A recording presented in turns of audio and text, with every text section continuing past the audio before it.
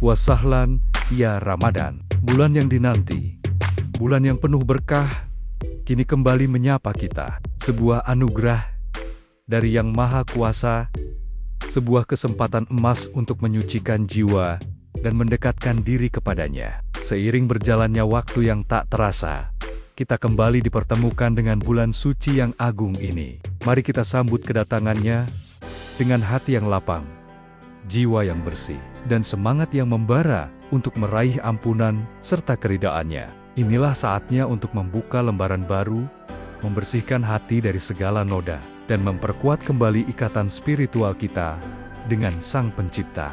Ramadan adalah bulan yang istimewa, di mana setiap pintu surga dibuka lebar, pintu neraka ditutup rapat, dan para setan dibelenggu. Setiap hembusan napas seorang yang berpuasa menjadi tasbih, tidurnya menjadi ibadah, doanya diijabah, dan pahala amalnya dilipat gandakan.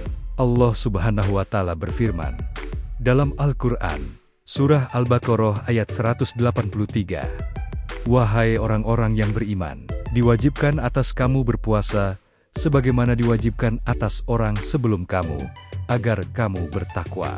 Puasa bukan sekadar menahan lapar dan dahaga dari fajar hingga senja, melainkan sebuah latihan untuk mengendalikan hawa nafsu, menumbuhkan empati, dan meningkatkan kualitas ketakwaan kita. Rasulullah SAW bersabda, "Barang siapa yang berpuasa Ramadan karena iman dan mengharap pahala, maka akan diampuni dosa-dosanya yang telah lalu."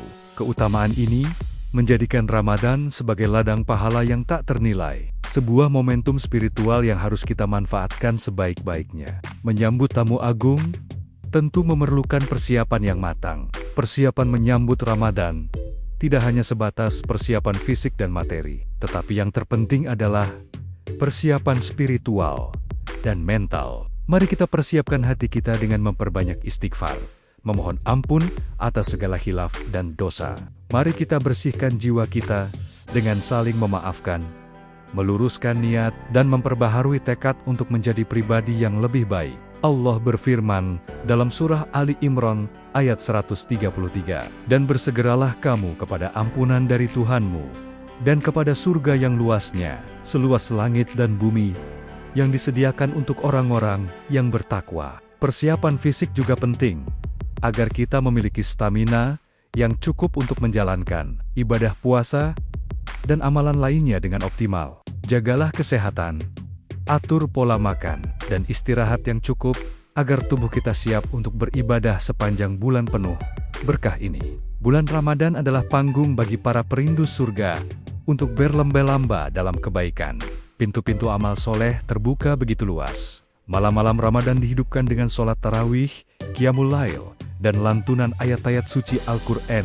Dalam tadarus, siang harinya, kita menjaga lisan dan perbuatan, memperbanyak zikir, serta menahan diri dari segala yang dapat merusak pahala puasa. Tangan-tangan kita dianjurkan untuk lebih ringan dalam bersedekah, berbagi dengan sesama, terutama kepada mereka yang membutuhkan.